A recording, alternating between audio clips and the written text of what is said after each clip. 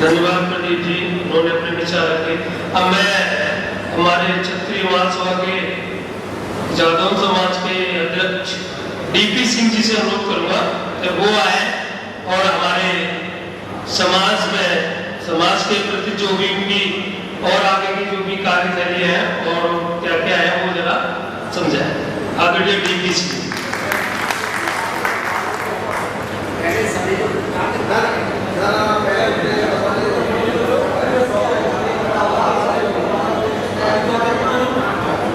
कोई बात नहीं, मैं एक बार और आखिर में 2 मिनट लूंगा आप सबके।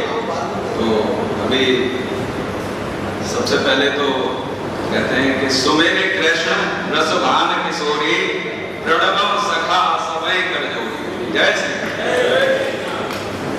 साथियों, जब मैंने इसकी शुरुआत की थी तो पता नहीं कितना आया था दिमाग में कि इसको करते हैं, और बहुत साथियों ने कहा ये पॉसिबल नहीं है। वैवाहिक ग्रुपों से जुड़ा हुआ था तो बायोडेटा में जो गोत्र आते हैं हमारे, जिन्हें हम कुल कहते हैं, होते कुल हैं, गोत्र गलत बोलते हैं। गोत्र हम सबका आत्री है और ये सब हमारे कुल हैं। जैसे जैसे हम पलायन करके इधर उधर गए तो अंग्रेजी में ऐसे ऐसे लिख देते थे उसे, मुड़वारी है तो कोई मड़वरा कर देता था, कोई मंडरा कर देता था। मैं बड़ा परेशान था। तो सबसे पहले मैंने लोगों से बात करके, भैया हिंदी में क्या कहते हैं इसे, अंग्रेजी में क्या बनेगा, वो सारा काम किया। उसके बाद लोगों में थोड़ा सा नाम हुआ। अब कई बार क्या होता है, ज्यादातर लोग शहरों में रह रहे होते हैं, किसी ने भी बता दिया फलाने गांव का जादव ठाकुर हूं, बाद में पता चला वो तो नाई है या धीमर है। तो लोगों के फोन आने लगे कि साहब इसको कैसे वेरीफाई करें। फिर विचार आया कि हम क्यों ना सारे गाँव की लिस्ट बनाएं। काम मुश्किल था लेकिन आप सब लोगों के साथ देने से होता गया। आज यूपी, मध्य प्रदेश, राजस्थान में जितने गांव हैं, मेरे ख्याल से 2-4 छूट गए हों तो छूट गए हों, नहीं तो सभी अपने रिकॉर्ड में आ गए। और उसमें मैं आपको एक मोटी सी ब्रीफिंग दे देता हूं।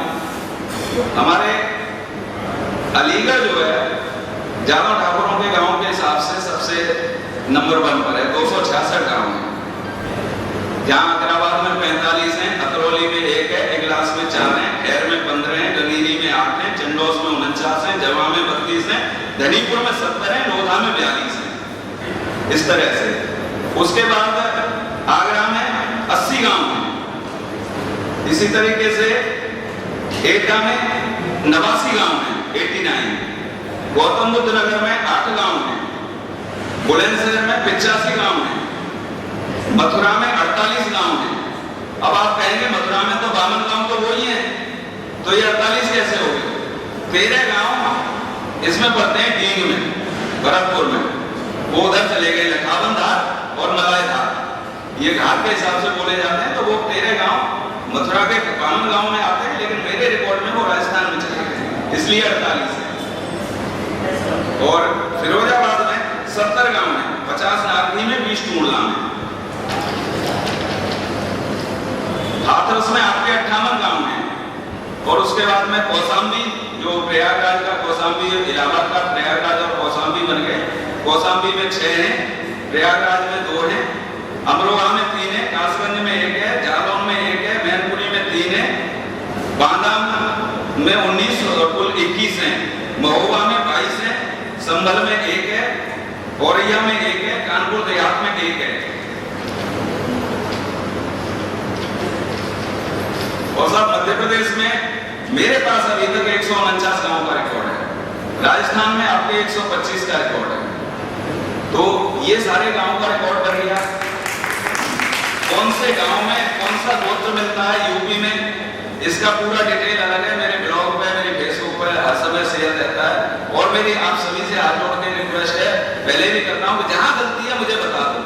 मुझे जो जानकारी मिली है आप लोगों के माध्यम से मिली है। इतिहास मेरा सब्जेक्ट नहीं है, इतिहास पर डॉक्टर धीरेन्द्र और महावीर सिंह यदुवंशी काम कर रहे हैं। अभी मुझे कल ही पता चला था, 3-4 दिन पहले मैं गांव गया था, अपने रोहिंदा के एक पीएचडी कर रहे हैं जादव ठाकुरों के ऊपर। तो उनको गोत्रों की जानकारी चाहिए थी, मैं बोला आया काम में, मैंने कहा बता देना, मैं दे दूंगा। तो और भी लोग काम कर रहे हैं। इतिहास मेरा सब्जेक्ट नहीं है, मैं आप लोगों से जानकारी लेके एक जगह कर रहा हूँ और आप लोगों को ही दे रहा हूँ।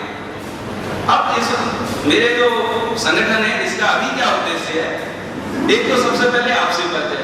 हम यहाँ दिल्ली में सालों से रह रहे थे, मैं भी मेरे ख्याल से 87 में आया था, तो अपनी गली से ज्यादा मैं किसी को जानता नहीं था। आज हम दिल्ली के बहुत सारे लोगों को एक दूसरे को जानते हैं। तो सबसे पहले तो आपसी परिचय है, उसके बाद अपने कुल और पूर्वजों की बात। अभी जब ज्यादातर बात होती है हम किन किन राजाओं को जानते हैं, महाराणा प्रताप, पृथ्वीराज चौहान। जादव वंश के किस राजा को जानते हैं आप लोग, बलवंत सिंह जी के अलावा? शायद नहीं। हमारी निकासी कहां से है? करौली में जाते हैं। हमारी किसी की भी निकासी करौली से नहीं है। हमारी सभी की, अभी धनौतिया आए थे यहाँ पे, धनौतिया कौन है, खड़े हो जाए। मथुरा में धनौता खा रहे, धनौता गांव से हम लोग निकले हुए। ऐसे ही विसंधरा गांव है, वहां से विसंधरिया है। मलाय धार में मलाय गांव है, मलैया है। इसी तरीके से बहुत सारे ख्यालों ठाकुर तो मथुरा से निकले हैं। जब राजा विजयपाल मथुरा छोड़ के बयाना चले गए तो सारे लोग नहीं गए थे, कुछ इन गांव में भी रह गए थे, तो यहां से पलायन करके गए काफी। तो वो है, और बाकी के जो है 1043 में जब वो कनावर के युद्ध में युद्ध जीतने के बाद भी जौहर हो गया और राजा विजयपाल ने अपना शीश काट के वही मंदिर में भगवान शंकर को चढ़ा दिया। फिर वहां से सभी लोग पलायन करके भागे थे, कुछ यूपी में, कुछ मध्य प्रदेश में। ये 1043 की बात है और 1340 के आसपास करौली बसी है। तो हमारा किसी का भी निकास हुआ करौली से नहीं है, इस बात को अपने दिमाग में रखें। इसके बाद कहां से माने साहब? कहां से माने? वो तो कौन सा आपका?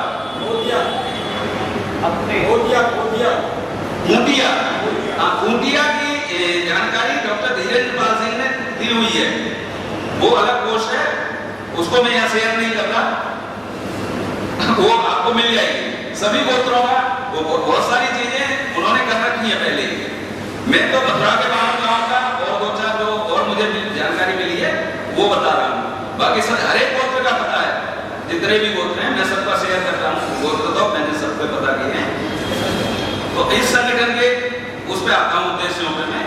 तो कुल और पूर्वजों का परिचय मैं चाहता हूँ कि जैसे हम महाराणा प्रताप जी की और पृथ्वीराज चौहान जी की जयंती मनाते हैं बड़े जोर शोर से, हम राजा विजयपाल जी की जयंती मनाएं। और इस साल मेरा इरादा है अलीगढ़ में 27 अक्टूबर को हो रही है, तो मैं कोशिश कर रहा हूँ कि वहाँ पे आप सभी लोगों का, स्थानीय लोगों का सहयोग मिल जाए। तो हम शुरुआत करेंगे अलीगढ़ से। इधर मथुरा में महावीर यदुवंशी कर रहे हैं और राजस्थान में महावीर जादौन कर रहा है।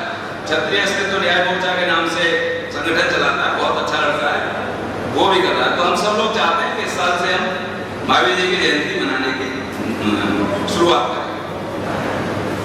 इसके बाद हमारे समाज में तो बहुत सारी कुरीतियां हैं, सामाजिक बुराइयां हैं।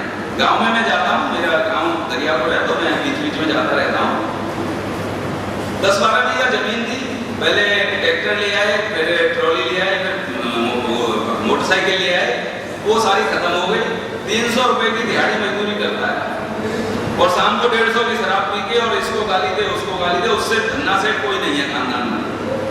तो ये सबसे बड़ी हमारी जो एक बुराई है, इस पर ध्यान दें। आप पीते हो तो पियो, 1000 कमाओ, 100 रुपए अगर अपने ऊपर खर्च करते हो कोई बुराई नहीं है, लेकिन 300 कमा के 150 उधर दे दिए, घर में बच्चों को सब्जी नहीं बन रही है, इन चीजों पर हमें ध्यान रखना है। एक चाहे जो मर्जी हो जाए, कभी भी अपने भाई को इतना मत करो कि भाई भाइयों में बोलचाल मत हो। अगर आप सक्षम हो तो थोड़ी मदद कर सकते हो। हाँ, और दूसरी चीज, एक फिजूल खर्ची हमारी वाटिका में हम करेंगे। वाटिका में शादियां होती हैं, मैं तो जाता हूँ, दावत खाई और फटाफट निकल लेता हूँ। किसकी लड़की है किसकी लड़का है मुझे कोई मतलब नहीं है। और 90% लोग ऐसे ही होते हैं, 95% दावत खाई और चल दिए। तो हम थोड़ा सा इस पर विचार कर सकते हैं। ये कुछ नहीं है, एक दिन का ही होता है। ठाकुर साहब ने बड़ा अच्छा किया, वो बेचारे ब्याज पे लेके आए थे, वो ब्याज सालों भरी जा रही है। एक अब ये जो यहाँ हम बात कर रहे हैं, हम शहरों में आ गए, हम में से आधे से ज्यादा को कोई फर्क नहीं पड़ता क्या हो रहा है। ये चीज हमें गांव तक ले जानी है, क्योंकि जो भी दिक्कतें हैं गांव में, जो भी अपने अंदर जानकारी देनी है गांव में देनी है। तो इस संगठन को कैसे गांव तक ले जाऊं, मैं छोटी छोटी मीटिंगें इसीलिए करता हूं कि धीरे धीरे गांव में जाऊं। ये इस संगठन के उद्देश्य हैं। बहुत ज्यादा उम्मीदें अभी इससे नहीं करनी है, नया संगठन है, थोड़ा मजबूत होने दो, 2-4 साल चलेगा, लोग साथ में जुड़ेंगे, मजबूती अपने आप रहेंगे। तो एक तो ये हो गया, और इसके साथ अब मैं दूसरे लोगों को बुलाना चाहूंगा। एक आपसे अध्यक्ष जी की अगर इजाजत मिल जाए तो अभी एक सैनिक का क्वेश्चन है, तो पूछना चाहते हैं। हाँ बताइए। हेलो जी। मैं प्रधान जी से ये पूछना चाहता हूँ, जैसे मैंने भी आपको बताया था जी कि मेरा नाम राजेंद्र सिंह है, गाँव हसनपुर जी जी। मैं ये क्वेश्चन पूछना चाहता हूँ कि जैसे कि आपने कहा कि हमारी जो कुलदेवी जी अभी मैं अपने रिपीट किया है, हाँ कुलदेवी है जो आज तक जितने जादू बैठे हैं, क्या आप अपनी कुलदेवी करौली वाली माता को नहीं मानते? आप ये बताइए, क्या आज के बाद हम मानना बंद कर दें? जनरली बताइए आप। और दूसरी बात एक ही बताइए कि एक तो ये क्वेश्चन जी और जैसा कि आपने कहा कि हमारा निकाल जहाँ वहां से नहीं है जी, ये अभी आपने हाँ बिल्कुल बिल्कुल। जैसा कि हमारे पेरेंट्स ने, हमारे मदर फादर ने या जो हमारे और पूर्वज थे जी, उन्होंने हमें यही बताया गया कि हमारा निकास करौली से है और हमारी कुलदेवी केला देवी बिल्कुल। आप ये कहेंगे कि आज भी हमारे बच्चों के पोती पोता जो भी है, हाँ उनके बाद आज भी कई करौली में क्या बिल्कुल दबाते हैं या कहीं और अपना गुड़गांव दबाते हैं, तो आपने देखा वही करौली में हुआ। मैं अगर यार जी एक तो ये क्वेश्चन, हाँ दूसरा ये है कि जैसा कि मैंने आज पढ़ा है किसे पढ़ता है जी कि हम जादव जो राजपूत हैं उनमें करौली वाले जो राजपूत हैं, हाँ उनके अंदर जब लड़के की शादी होती है तो कंगना पहले लड़के के नाम बन के मेड के बनता है। मेड मीन्स जो मेड होती है। हाँ ये बड़ा टेक्निकल क्वेश्चन था, बहुत से अजीब सोचते हैं मैं क्या बोलूं। ठीक बात। मेड के बनने के बाद कंगना वहां उस लड़के के बनता है जिसकी शादी होती है। ठीक है बिल्कुल। तीसरा क्वेश्चन मेरा आपसे ये है, तीसरा तीसरा क्वेश्चन ये है कि जादव ठाकुरों में ही ऐसा क्यों है कि आपस में लड़के मर जाते हैं? आप ये देखिए, बहनी बैठी हुई है, शायद आज शादी से पहले जादव को जानती भी नहीं होगी, ये जादव में ब्याह है जैसे ठीक बात जो कि हम लिमिटेड है, काफी कम संख्या में है, गाँव की तादाद जरूर आप बता रही थी और उस हिसाब से संख्या हमारे कम है बिल्कुल ठीक।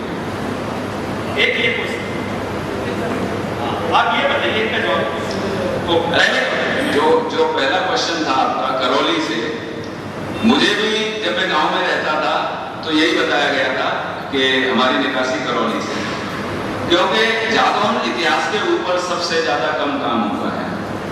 महावीर सिंह यदुवंशी से पहले एक दो किताब आई है, उनमें बहुत थोड़ा सा लिखा गया है, ज्यादा उनके बारे में लिखा ही नहीं गया। करौली की स्थापना 1343 के आसपास हुई है, उससे पहले सभी जादौन पलायन कर चुके थे, इसलिए ये हमें गलत जानकारी दी गई थी इतिहास की जानकारी न होने के कारण।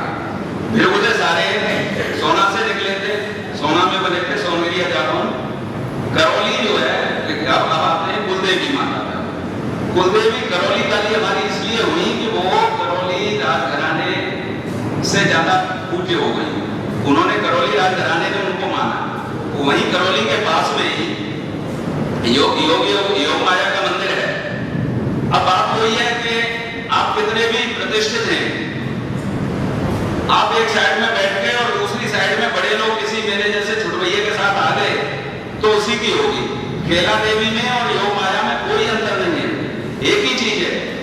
वो वहां न जाके उन्होंने करौली महाराज ने अपने आसपास मंदिर बनवा दिया और उस वजह से उनकी मान्यता हो गई। अभी बहुत से तो यही कहते योग माया है कौन, योग माया को तो जानते ही नहीं है। तो इतिहास से बहुत सारी चीजें छूटी हुई थी जो हम लोगों को नहीं पता थी। वो धीरे धीरे जब काम हो रहा है तो अब डॉक्टर मान सिंह, ये राजा मान सिंह को आज तक लोग गद्दार कहते थे, आज देखो कुशवाहे लोग किस तरह से काम कर रहे हैं उनके ऊपर। तो बहुत सारी चीजें हैं जो हमें गलत पता है। मैं खुद बता रहा हूँ ना, मैं 84 में गया था गंगापुर सिटी किसी केस के चक्कर में, वहां पुलिस वाले जादौन थे। मुझे कहते तुम कैसे जादौन आपस में शादी कर लेते हो? साहब आज मेरे पास पूरा लेख है, टाइम नहीं है, मैं ग्रुप में शेयर करता हूँ। और सबसे ज्यादा चौहान पूछते हैं इस सवाल को। और जब उनसे कहा जाता है कि आप भदौरियाओं में क्यों करते हो, बोले वो तो भदौरिया है। उनको ये नहीं पता कि भदौरिया चौहान एक ही है। और मैंने कम से कम 25 लोगों को 25 कुलों का ऐसा डाका बनाया हुआ है जो आपस में शादी करते हैं। अब हम क्या है, हम विरोधे ठाकुर हो जाते हैं और एक धनौतिया ठाकुर हो जाते हैं, शादी आपस में हो जाती, कोई नहीं पूछता। हमने जादौन को नहीं छोड़ा, हमने अपने कुल अपने वैवाहिक काम के लिए रखे। तो ये फर्क है बस, और कोई नहीं है। हमें गलत बताया गया था, जो चीजें अब सामने आ रही हैं तो उसके हिसाब से हमें उनको स्वीकार करना चाहिए। और इतनी जल्दी होती नहीं है, ये बात आपकी ठीक है, इतनी जल्दी नहीं होती है। अब लड़ने वाली बात है तो ये हमारे जादौन में ही नहीं है, बाकी सब में हो रहा है। सभी ठाकुर हम अपना जादौन में देख लेते हैं, अन्य में भी हो रहा है। तो इसके साथ अगर मुझे इजाजत हो तो, क्योंकि ये आर्मी सेंटर है, आर्मी का कम्युनिटी सेंटर है, और यहाँ पे हमारे 2 कर्नल बैठे हुए हैं, आदरणीय सेवानिवृत्त हैं। और 2-3 दिन पहले अनंतनाग में एक हादसा हुआ है, हमारे 3 ऑफिसर वीर गति को प्राप्त हुए हैं। तो मैं उनको थोड़ी सी श्रद्धांजलि 2 पंक्तियों के माध्यम से देना चाहूंगा, अगर आपकी इजाजत हो तो। और इसमें उनकी जो माँ और पत्नी होती है उसकी क्या भूमिका होती है, इस पर मैं 2 लाइनें आपके सामने प्रस्तुत करूंगा, उसके बाद आप लोगों को।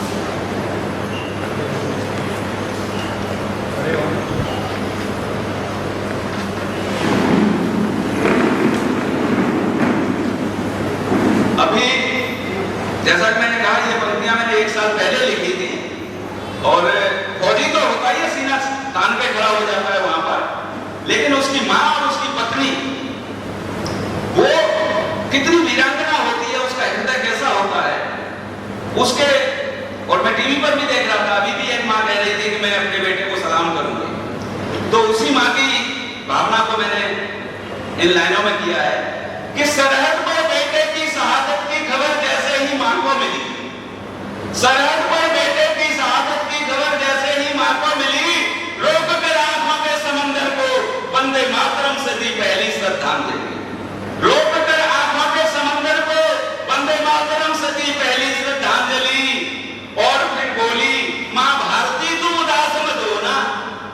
और वो फिर बोली, माँ भारती तुम उदास मत होना, हर जन्म में जनूंगी कैसे ही शेर तेरी सेवा के लिए, तू निराश मत होना।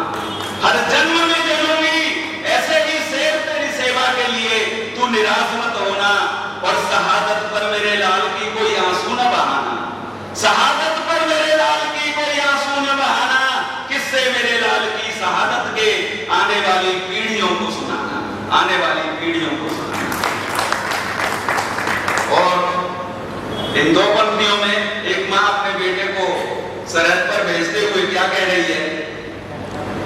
माँ का दिल रो रहा है, लेकिन बेटे को क्या कह रही है कि जा बेटा सरहद पर जा तू, जा बेटा सरहद पर जा तू, माँ भारती तुझे पुकार रही। दुश्मन की कुटिल दृष्टि उस पर वो कातर नजरों से निहार रही, दुश्मन की कुटिल दृष्टि उस पर वो कातर नजरों से निहार रही। सौगंध दूध मेरे की तुझे दुश्मन का नाम मिटा देना, सौगंध दूध मेरे की तुझे दुश्मन का नाम मिटा देना। हम सक्षम मातृभूमि की रक्षा में दुनिया को पुत्र दिखा देना, हम सक्षम मातृभूमि की रक्षा में दुनिया को पुत्र दिखा देना। मातृभूमि की रक्षा कर जननी का मान बढ़ा देना, और पड़े जरूरत अगर पुत्र प्राणों की आहुति चढ़ा देना, और पड़े जरूरत अगर पुत्र प्राणों की बलि चढ़ा देना।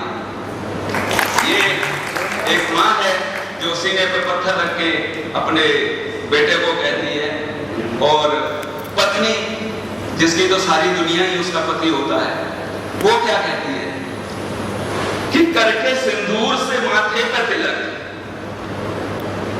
करके सिंदूर से माथे पर तिलक अपने पति का दहाड़ उठी वो वीरांगना, तुम आखिरी सांस तक करना सरहद पर दुश्मन का सामना।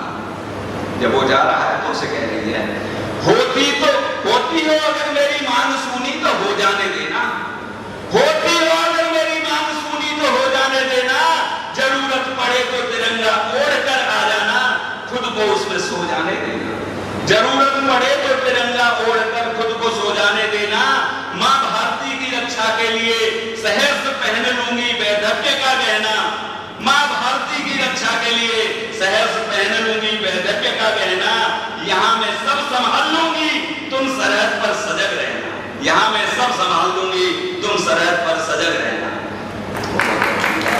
मैं नमन करता हूं शहीदों को, उन फौजियों को और उनकी माओं, बहनों और पत्नियों को जो किसी भी तरह से उनसे कम धैर्यवान और वीरांगना नहीं होती है। धन्यवाद।